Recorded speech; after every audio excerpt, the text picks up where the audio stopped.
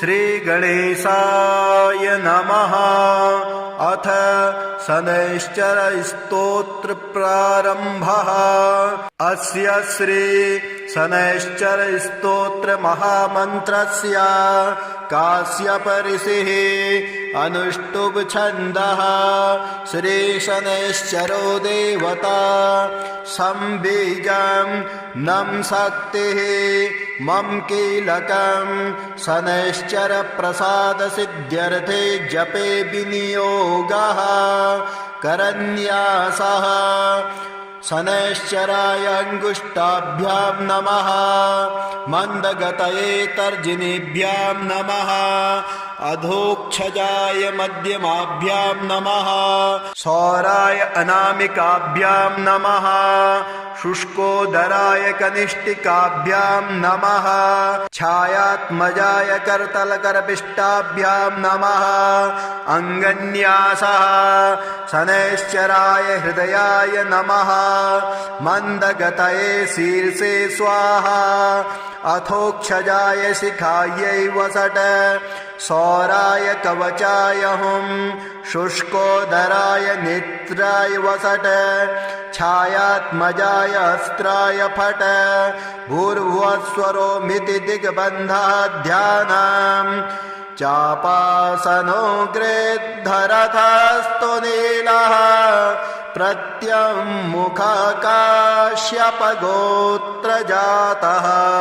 शशूलचापेषु गदाधरोऽभ्यां सौराष्ट्रदेशप्रभवश्च सौरिः। नीलाम्बरो नीलवपुः किरीटे।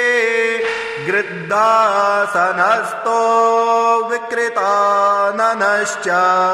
केयूरहारादिविभूषिताङ्गः। सदास्तु मे मन्दगते प्रसन्नः।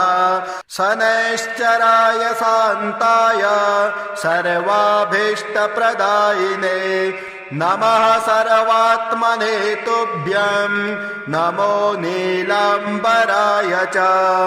द्वादशाष्टमजन्मानि द्वितीयान्तेषु राशिषु। ये ये मे संगता दोषाः सर्वे नश्यन्तु वै प्रभो। सूत उवाच शृणुध्वं मुनयः सर्वे शनिपीडाहरं शुभं। शनिप्रीतिकरं स्तोत्रं सर्वाभीष्टफलप्रदम्। पुरा कैलासशिखरे पार्वत्यै शङ्करेण च उपदिष्टं शनिस्तोत्रं प्रवक्ष्यामि तपोधना। रघुवंशेति विख्यातो राजा दशरथः प्रभु। बभूव चक्रवर्ती च सप्तद्वीपाधिपो बली। कृतिकान्ते शनौ याते दैवज्ञैर्ज्ञापितो हि सः। रोहिणी शकटं भित्त्वा शनिर्यास्यति साम्प्रतम्। इत्थं शकटभेदेन सुरासुरभयङ्करम्। द्वादशाब्दं तु दुर्भिक्षं भविष्यन्ति सुदारुणम्। देशाश्च नगरग्रामः भयभीता समन्ततः। ब्रुवन्ति सर्वलोकानां भयमेतत् समागतम्। एवमुक्तास्ततो वाक्यं मन्त्रिभिः सह पार्थिवः। व्याकुलं तु जगद्दृष्ट्वा पौरजानपदादिकं। प्रपच्छ प्रयतो राजा वसिष्ठ प्रमुखान् ऋषीन्। समाधानं किमस्यास्ति ब्रूत मे मुनिसत्तमाः। प्रजानां परिरक्षायै सर्वज्ञा सर्वदर्शिनः तच्छ्रुत्वा मुनयः सर्वे प्रोचुरस्य बलं महत् शनैश्चरेण सकटे तस्मिन् भिन्ने कुतः प्रजा अयं योगो ह्यसाध्यं तु शक्रब्रह्मादिभिस्तथा शतो सञ्चित्य मनसा सहसा पुरुरर्षभः समादाय धनुर्दिव्यं दिव्यायुधसमन्वितं रथमारुह्य वेगेन गतो नक्षत्रमण्डलं शपादयोजनं लक्ष्यं सूर्यस्योपरि संस्थितं रोहिणी पृष्ठतः स्थाप्य राजा दशरथस्तदा रथे तु काञ्चने दिव्ये सर्वरत्नविभूषिते हंसवर्णहयैर्युक्ते महाकेतु समुच्छिते दीप्यमानो महारक्ता किरीटकटकादिभिः दीप्यमानो महारक्ता किरीटकटकादिभिः बभ्रानसा तदाकाशे द्वितीय इव भास्कर अकारणचूर्णचापेन संहारस्त्रं न्ययोजयत् संहारस्त्रं स निर्दृष्ट्वा सुरासुरभयङ्करं कृतिकान्ते तदा स्थित्वा प्रविशन् किल रोहिणीं दृष्ट्वा दशरथं चाग्रे ततस्तौ स भ्रुकुटी मुखः हसित्वा तभ्ययात् स्वरे हृदं वचनमब्रवीत् पौरुषं तव राजेन्द्र सुरासुरभयङ्करं देवासुरमनुष्याश्च सिद्धविद्याधरोरगाः मयावलोकिताः सर्वे दैन्यमासो व्रजन्ति ते तुष्टोऽहं तव राजेन्द्र तपसा पौरुषेण च वरं ब्रूहि प्रदास्यामि मनसा यदभीप्सितं दशरथ उवाच प्रसादं कुरु मे सौरे वरदो यदि मे स्थितः अद्य प्रभृति मे राष्ट्रे प्रीडा कार्या न कस्यचित् रोहिणी भेदयित्वा तो न गतव्यं त्वया सने सरितः सागरा सर्वे यावच्चन्द्रार्कमेदिनी द्वादशाब्दं तु दुर्भिक्षं न कदाचित् भविष्यति याचित्तं तु मया सौरे नान्यमिच्छाम्यहं वरम् एवमस्त्विति सुप्रीतो वरं प्रादातु शाश्वतम्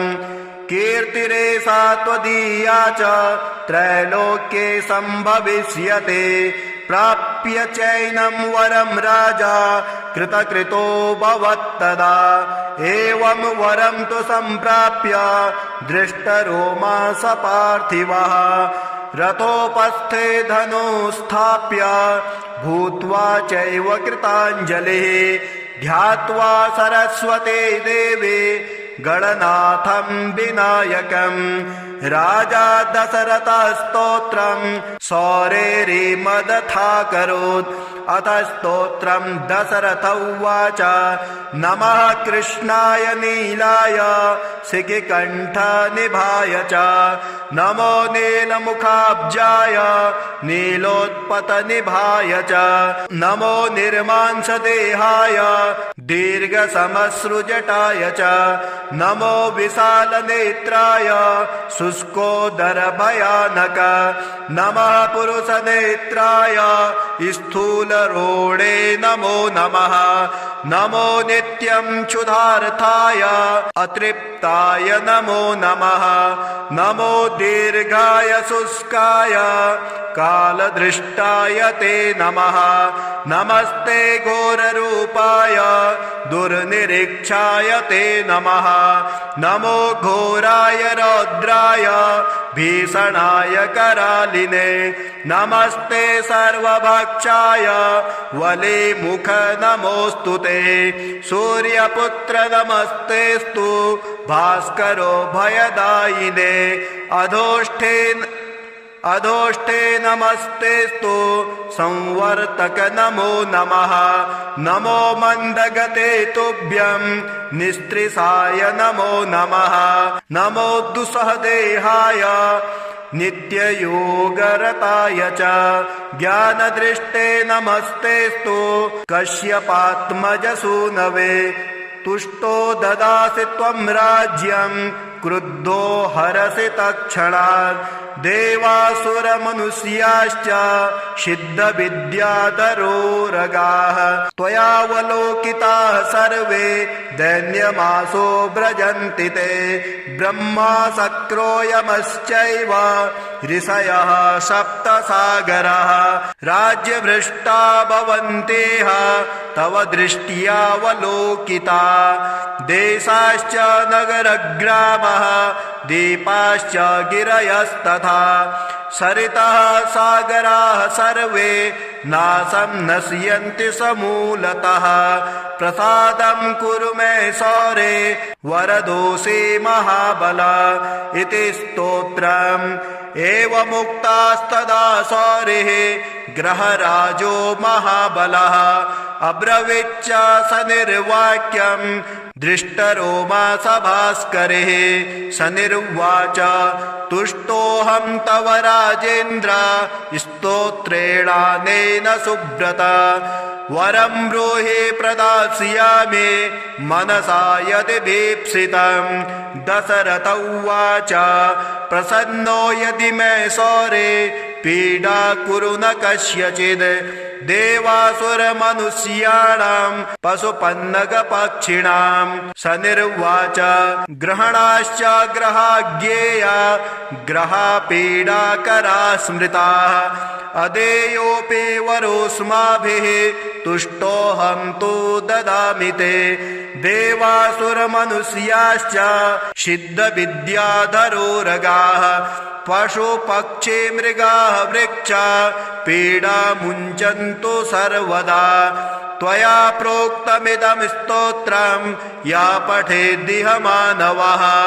एककालं क्वचित् कालं पीडा मुञ्चापि तस्य वै। मृत्युस्थाने गतो वापि जन्मव्ययगतोऽपि वा। पठन्ते श्रद्धया युक्तः शुचिः स्नात्वा समाहितः। समिपत्रे सभर्यश्च प्रतिमां लोहजा मम। माशौदानं तिलैर्मिश्रं दद्याल्लोहं तु दक्षिणाम्। कृष्णाङ्गं महिषं वस्त्रं मानुदिश्य द्विजातये। मदिने तु विशेषेण स्तोत्रेणानेन पूजयेत्। पूजयित्वा जपेत् स्तोत्रं भुक्त्वा चैव कृताञ्जलिः। तस्य पीडां न चैवाहं करिष्यामि कदाचन। गोचरे जन्मलग्ने वा दशास्वन्तर्दशासु च। रक्षामि सततं तस्य पीडास्वनग्रहस्य च। अनेनैव प्रकारेण पीडामुक्तं जगद्भवेत्। सूत उवाच वरद्वयं तु सम्प्राप्य राजा दशरथस्तदा। मेने कृतास्थमात्मानं नमस्कृत्य शनैश्चरम्। शनिना चाभ्ययुज्ञातः स्वस्थानं गमत् नृपः। स्वस्थानं च ततो गत्वा प्राप्तकामो भवत्तदा। कोणः शनैश्चरो मन्दः छाया हृदयनन्दनः। मार्तण्डजस्तथा सौरिः पाताङ्गिर्ग्रहनायकः। ब्रह्मण्यः क्रूरकर्मा च नीलवस्त्रोऽञ्जनद्धुतिः। द्वादशैतानि नामानि यः पठेच्च दिने दिने। विषमस्तोऽपि भगवान् सुप्रीतस्य तस्य जायते। मन्दवारे शुचि स्नात्वा मिताहारो जितेन्द्रियः। तद्वर्णकुसुमैर्युक्तं सर्वाङ्गं द्विजसत्तमाः। पूरयित्वान्नपान्नादये स्तोत्रं यः प्रयतः पठेत्। पुत्रकामो लभेत् पुत्रं धनकामो लभेत् धनं। राज्यकामो लभेत् राज्यं जयार्थी विजयी भवेत्। आयुष्कामो लभेदायुः श्रीकामः श्रियमाप्नुयात् यद्यदिच्छति तत्सर्वं भगवान् भक्तवत्सलः चिन्तितानि च सर्वाणि ददाति न च संशयः। ॐ श्रीगणेशाय नमः।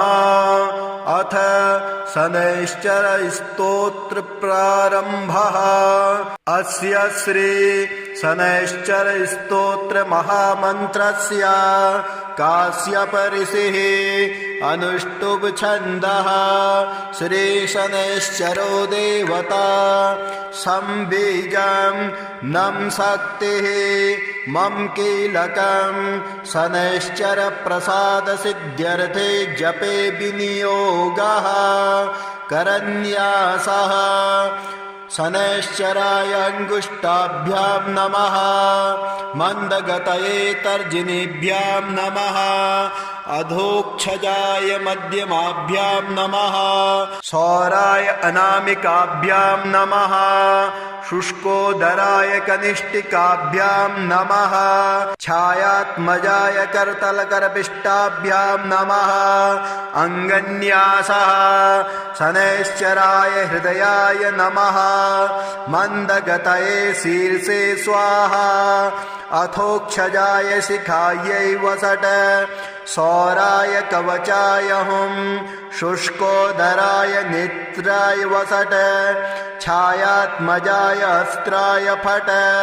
भूर्भुवस्वरोमिति दिग्बन्धः ध्यानम्। चापासनो गृद्धरथस्तु नीलः। प्रत्यङ्मुखकाश्यपगोत्रजातः। शशूलचापेषु गदाधरोऽभ्याम्। सौराष्ट्रदेशप्रभवश्च सौरिः। नीलाम्बरो नीलवपुः किरीटे। गृद्धासनस्थो विकृताननश्च।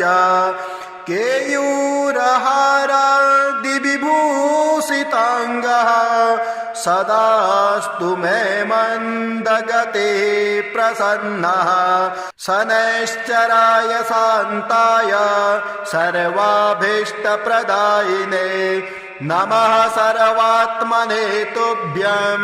नमो नीलाम्बराय च। द्वादशाष्टमजन्मानि द्वितीयान्तेषु राशिषु।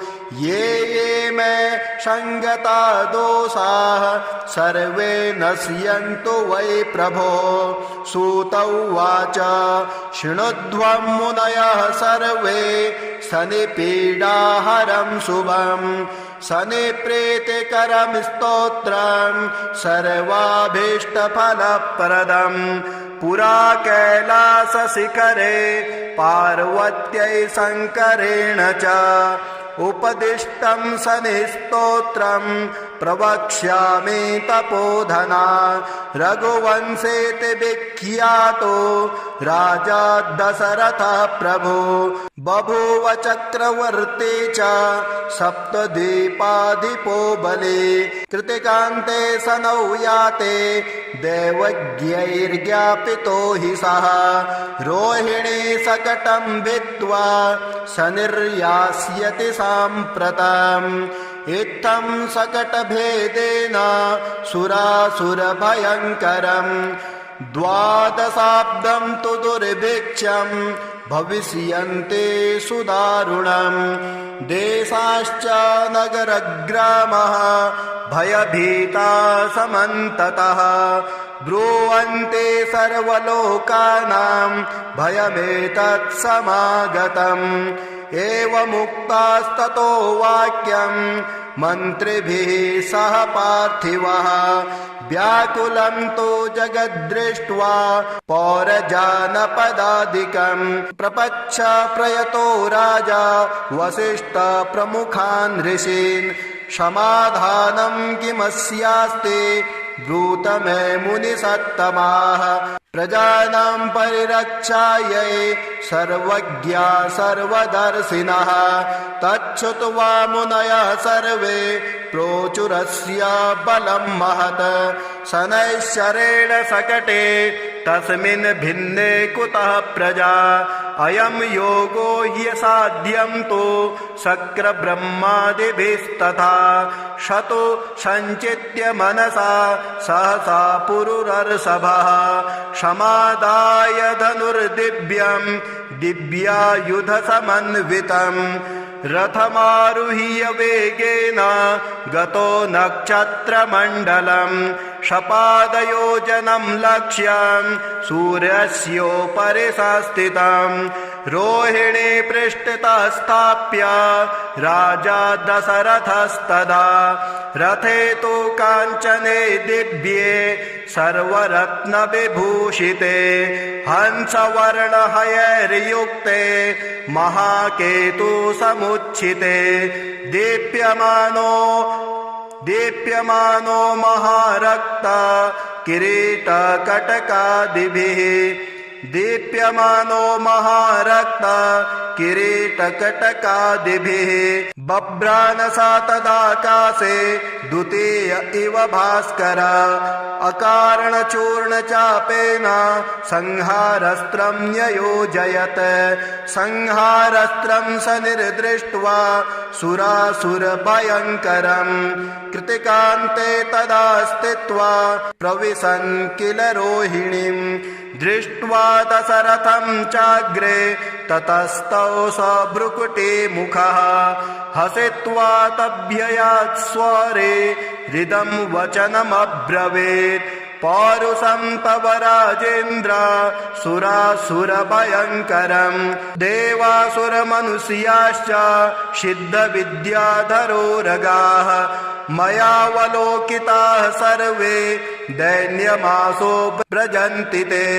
तुष्टोऽहं तव राजेन्द्र तपसा पौरुषेण च वरं ब्रूहि प्रदास्यामि मनसा यदभीप्सितं दशरथ उवाच प्रसादं कुरु मे सौरे वरदो यदि मे स्थितः अद्य प्रभृति मे राष्ट्रे क्रीडा कार्या न कस्यचित् रोहिणी भेदयित्वा तो न गतव्यं त्वया सने सरितः सागरा सर्वे यावच्चन्द्रार्कमेदिनी द्वादशाब्दं तु दुर्भिक्षं न कदाचित् भविष्यति याचित्तं तु मया सौरे नान्यमिच्छाम्यहं वरम् एवमस्त्विति सुप्रीतो वरं प्रादातु शाश्वतम् कीर्तिरेषा त्वदीया च त्रैलोक्ये सम्भविष्यते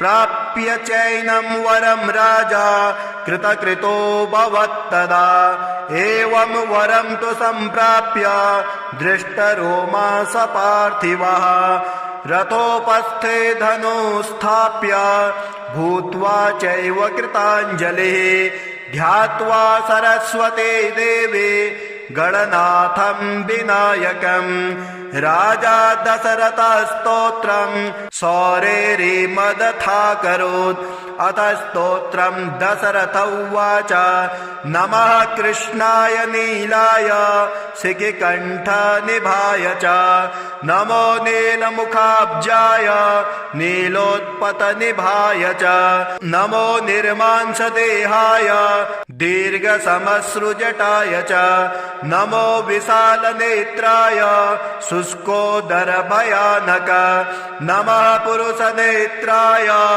स्थूलरोणे नमो नमः नमो नित्यं क्षुधार्थाय अतृप्ताय नमो नमः नमो दीर्घाय शुष्काय कालदृष्टाय ते नमः नमस्ते घोररूपाय दुर्निरीक्षाय ते नमः नमो घोराय रौद्राय भीषणाय करालिने नमस्ते सर्वभक्षाय वलिमुख नमोऽस्तु ते सूर्यपुत्र नमस्तेस्तु भास्करो भयदायिने अधोष्ठे नमस्तेस्तु संवर्तक नमो नमः नमो मन्दगते तुभ्यं निस्त्रिसाय नमो नमः नमो दुस्सहदेहाय नित्ययोगरताय च ज्ञानदृष्टे नमस्तेस्तु कश्यपात्मजसूनवे तुष्टो ददासि त्वं राज्यं क्रुद्धो हरसि तत्क्षणात् देवासुरमनुष्याश्च सिद्धविद्याधरोरगाः त्वयावलोकिताः सर्वे दैन्यमासो व्रजन्ति ते ब्रह्मा शक्रो यमश्चैव ऋषयः सप्तसागराः राज्यभ्रष्टा भवन्तेह तव दृष्ट्यावलोकिता देशाश्च नगरग्रामः दीपाश्च गिरयस्तथा सरितः सागराः सर्वे नाशं नश्यन्ति समूलतः प्रसादं कुरु मे सौरे वरदोषे महाबल इति स्तोत्रम् एवमुक्तास्तदा सौरिः ग्रहराजो महाबलः अब्रवीच्च स निर्वाक्यं दृष्टरोमा सभास्करिः स निर्वाच तुष्टोऽहं तव राजेन्द्र स्तोत्रेणानेन सुब्रत वरं ब्रूहि प्रदास्यामि मनसा यदि भीप्सितं दशरथ उवाच प्रसन्नो यदि मे सौरे पीडा कुरु न कस्यचिद् देवासुरमनुष्याणां पशुपन्नगपक्षिणां स निर्वाच ग्रहणाश्च ग्रहाज्ञेया ग्रहापीडाकरा स्मृताः अदेयोऽपि वरोऽस्माभिः तुष्टोऽहं तु ददामि ते देवासुरमनुष्याश्च सिद्धविद्याधरोरगाः पशुपक्षी मृगाः वृक्षा पीडा मुञ्चन्तु सर्वदा त्वया प्रोक्तमिदं स्तोत्रं या पठेद्दिह मानवः एककालं क्वचित् कालं पीडा मुञ्चापि तस्य वै मृत्युस्थाने गतो वापि जन्मव्ययगतोऽपि वा पठन्ते श्रद्धया युक्तः शुचिः स्नात्वा समाहितः समिपत्रे सभर्यश्च प्रतिमां लोहजा मम माशौदानं तिलैर्मिश्रं दद्याल्लोहं तु दक्षिणां कृष्णाङ्गं महिषं वस्त्रं मानुदिश्य द्विजातये मदिने तु विशेषेण स्तोत्रेणानेन पूजयेत् पूजयित्वा जपेत् स्तोत्रं भुक्त्वा चैव कृताञ्जलिः तस्य पीडां न चैवाहं करिष्यामि कदाचन गोचरे जन्मलग्ने वा दशास्वन्तर्दशासु च रक्षामि सततं तस्य पीडास्वनग्रहस्य च अनेनैव प्रकारेण पीडामुक्तं जगद्भवेत् सूत उवाच वरद्वयं तु सम्प्राप्य राजा दशरथस्तदा मेने कृतास्थमात्मानं नमस्कृत्य शनैश्चरं शनिना चाभ्ययुज्ञातः स्वस्थानं गमत् नृपः स्वस्थानं च ततो गत्वा प्राप्तकामो भवत्तदा कोणः शनैश्चरो मन्दः छाया हृदयनन्दनः मार्तण्डजस्तथा सौरिः पाताङ्गिर्ग्रहनायकः ब्रह्मण्यः क्रूरकर्मा च नीलवस्त्रोञ्जनद्धुतिः द्वादशैतानि नामानि यः पठेच्च दिने दिने विषमस्तोऽपि भगवान् सुप्रीतस्य तस्य जायते। मन्दवारे शुचि स्नात्वा मिताहारो जितेन्द्रियः तद्वर्णकुसुमैर्युक्तं सर्वाङ्गं द्विजसत्तमाः पूरयित्वान्नपान्नादये स्तोत्रं यः प्रयतः पठेत् पुत्रकामो लभेत् पुत्रं धनकामो लभेत् धनं राज्यकामो लभेत् राज्यं जयार्थे विजयी भवेत् आयुष्कामो लभेदायुः श्रीकामः श्रियमाप्नुयात् यद्यदिच्छति तत्सर्वं भगवान् भक्तवत्सलः चिन्तितानि च सर्वाणि ददाति न च संशयः। ॐ श्री गणेशाय नमः। अथ शनैश्चर स्तोत्र प्रारंभः। अस्य श्री शनैश्चर स्तोत्र महामन्त्रस्य काश्यप ऋषिः अनुष्टुप् छन्दः। श्री शनैश्चरो देवता संबीजं नं शक्तिः मम कीलकं शनैश्चर प्रसाद सिद्ध्यर्थे जपे विनियोगः करन्यासः। शनैश्चराय अंगुष्ठाभ्यां नमः मंदगतये तर्जनीभ्यां नमः अधोक्षजाय मध्यमाभ्यां नमः सौराय अनामिकाभ्यां नमः शुष्कोदराय कनिष्ठिकाभ्यां नमः छायात्मजाय करतलकरपिष्टाभ्यां नमः अंगन्यासः। शनैश्चराय हृदयाय नमः मंदगतये शीर्षे स्वाहा अथोक्षजाय शिखायै वसट सौराय कवचाय हुं शुष्कोदराय नेत्राय वसट छायात्मजाय अस्त्राय फट भूर्भुवस्वरो मिति दिग्बन्धः ध्यानम् चापासनो गृद्धरथस्तु नीलः प्रत्यङ्मुखकाश्यपगोत्रजातः शशूलचापेषु गदाधरोऽभ्याम् सौराष्ट्रदेशप्रभवश्च सौरिः नीलाम्बरो नीलवपुः किरीटे गृद्धासनस्थो विकृताननश्च केयूरहारादिविभूषिताङ्गः सदास्तु मे मन्दगते प्रसन्नः।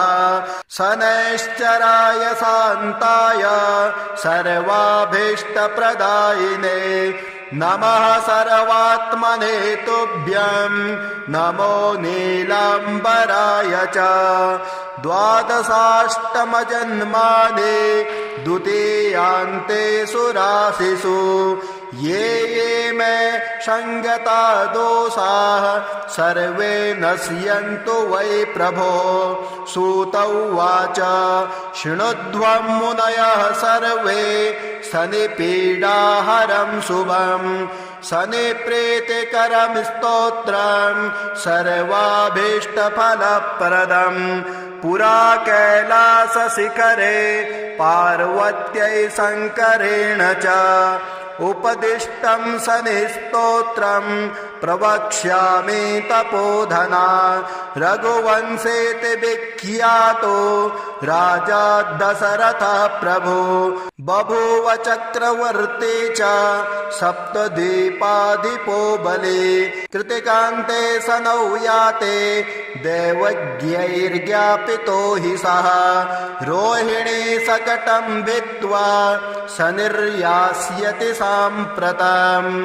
इत्थं सकटभेदेन सुरासुरभयङ्करम् द्वादशाब्दं तु दुर्भिक्षं भविष्यन्ते सुदारुणम् देशाश्च नगरग्रामः भयभीता समन्ततः ब्रुवन्ते सर्वलोकानां भयमेतत् समागतम् एवमुक्तास्ततो वाक्यं मन्त्रिभिः सह पार्थिवः व्याकुलं तु जगद्दृष्ट्वा पौरजानपदादिकं प्रपच्छ प्रयतो राजा वसिष्ठ प्रमुखान् ऋषीन् समाधानं किमस्यास्ति ब्रूत मे मुनिसत्तमाः प्रजानां परिरक्षायै सर्वज्ञा सर्वदर्शिनः तच्छ्रुत्वा मुनयः सर्वे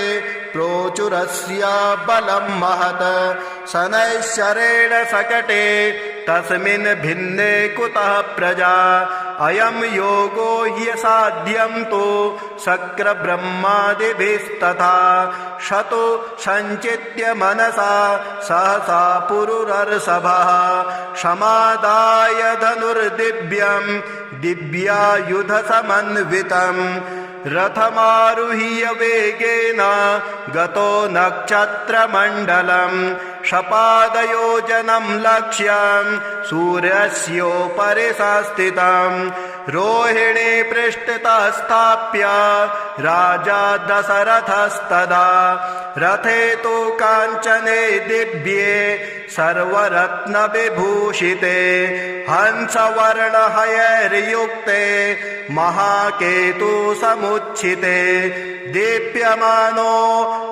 दीप्यमानो महारक्ता किरीटकटकादिभिः दीप्यमानो महारक्ता किरीटकटकादिभिः बभ्रानसा तदाकाशे द्वितीय इव भास्कर अकारणचूर्णचापेन संहारस्त्रं न्ययोजयत् संहारस्त्रं स निर्दृष्ट्वा सुरासुरभयङ्करम् कृतिकान्ते तदा स्थित्वा प्रविशन् किल रोहिणीम् दृष्ट्वा दशरथं चाग्रे ततस्तौ स भ्रुकुटी मुखः हसित्वा तभ्ययात् स्वरे हृदं वचनमब्रवीत् पौरुषं तव राजेन्द्र सुरासुरभयङ्करम् देवासुरमनुष्याश्च सिद्धविद्याधरोरगाः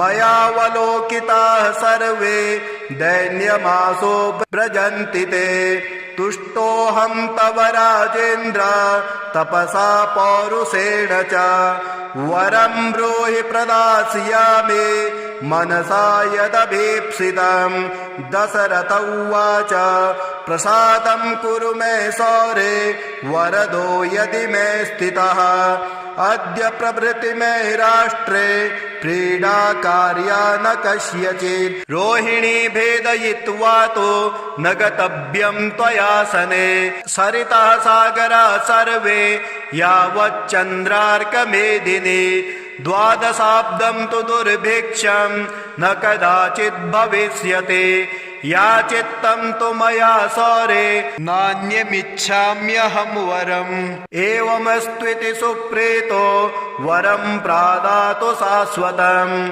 कीर्तिरेषा त्वदीया च त्रैलोक्ये सम्भविष्यते प्राप्य चैनं वरं राजा कृतकृतो भवत्तदा एवं वरं तु सम्प्राप्य दृष्टरोमा स पार्थिवः रथोपस्थे धनुस्थाप्य भूत्वा चैव कृताञ्जलिः ध्यात्वा सरस्वते देवे गणनाथं विनायकम् राजा दशरथः स्तोत्रं सौरेरिमदथाकरोत् अथ स्तोत्रं दशरथ उवाच नमः कृष्णाय नीलाय शिखिकण्ठनिभाय च नमो नीलमुखाब्जाय नीलोत्पतनिभाय च नमो निर्मांसदेहाय दीर्घसमश्रुजटाय च नमो विशालनेत्राय शुष्कोदरभयानक नमः पुरुषनेत्राय स्थूल क्षुद्रोणे नमो नमः नमो नित्यं क्षुधार्थाय अतृप्ताय नमो नमः नमो दीर्घाय शुष्काय कालदृष्टाय ते नमः नमस्ते घोररूपाय दुर्निरीक्षाय ते नमः नमो घोराय रौद्राय भीषणाय करालिने नमस्ते सर्वभक्षाय वलिमुख नमोऽस्तु ते सूर्यपुत्र नमस्तेस्तु भास्करो भयदायिने अधोष्ठे नमस्तेस्तु संवर्तक नमो नमः नमो मन्दगते तुभ्यं निस्त्रिसाय नमो नमः नमो दुस्सहदेहाय नित्ययोगरताय च ज्ञानदृष्टे नमस्तेस्तु कश्यपात्मजसूनवे तुष्टो ददासि त्वं राज्यं क्रुद्धो हरसि तत्क्षणात् देवासुरमनुष्याश्च सिद्धविद्याधरोरगाः त्वयावलोकिताः सर्वे दैन्यमासो व्रजन्ति ते ब्रह्मा शक्रो यमश्चैव ऋषयः सप्तसागराः राज्यभ्रष्टा भवन्तेह तव दृष्ट्यावलोकिता देशाश्च नगरग्रामः दीपाश्च गिरयस्तथा सरितः सागराः सर्वे नाशं नश्यन्ति समूलतः प्रसादं कुरु मे सौरे वरदोषे महाबल इति स्तोत्रम् एवमुक्तास्तदा सौरिः ग्रहराजो महाबलः अब्रवीच्च स निर्वाक्यं दृष्टरोमा सभास्करिः स निर्वाच तुष्टोऽहं तव राजेन्द्र स्तोत्रेणानेन सुब्रत वरं ब्रूहि प्रदास्यामि मनसा यदि भीप्सितं दशरथ उवाच प्रसन्नो यदि मे सौरे पीडा कुरु न कस्यचिद् देवासुरमनुष्याणां पशुपन्नगपक्षिणां स निर्वाच ग्रहणाश्च ग्रहाज्ञेया ग्रहापीडाकरा स्मृताः अदेयोऽपि वरोऽस्माभिः तुष्टोऽहं तु ददामि ते देवासुरमनुष्याश्च सिद्धविद्याधरोरगाः पशुपक्षी मृगाः वृक्षा पीडा मुञ्चन्तु सर्वदा त्वया प्रोक्तमिदं स्तोत्रं या पठेद्दिह मानवः एककालं क्वचित् कालं पीडा मुञ्चापि तस्य वै मृत्युस्थाने गतो वापि जन्मव्ययगतोऽपि वा पठन्ते श्रद्धया युक्तः शुचिः स्नात्वा समाहितः समिपत्रे सभर्यश्च प्रतिमां लोहजा मम माशौदानं तिलैर्मिश्रं दद्यालोहं तु दक्षिणां कृष्णाङ्गं महिषं वस्त्रं मानुदिश्य द्विजातये मदिने तु विशेषेण स्तोत्रेणानेन पूजयेत् पूजयित्वा जपेति स्तोत्रं भुक्त्वा चैव कृताञ्जलिः तस्य पीडां न चैवाहं करिष्यामि कदाचन गोचरे जन्मलग्ने वा दशास्वन्तर्दशासु च रक्षामि सततं तस्य पीडास्वनग्रहस्य च अनेनैव प्रकारेण पीडामुक्तं जगद्भवेत् सूत उवाच वरद्वयं तु सम्प्राप्य राजा दशरथस्तदा मेने कृतास्थमात्मानं नमस्कृत्य शनैश्चरं शनिना चाभ्ययुज्ञातः स्वस्थानं गमत् नृपः स्वस्थानं च ततो गत्वा प्राप्तकामो भवत्तदा कोणः शनैश्चरो मन्दः छाया हृदयनन्दनः मार्तण्डजस्तथा सौरिः पाताङ्गिर्ग्रहनायकः ब्रह्मण्यः क्रूरकर्मा च नीलवस्त्रोऽञ्जनद्धुतिः द्वादशैतानि नामानि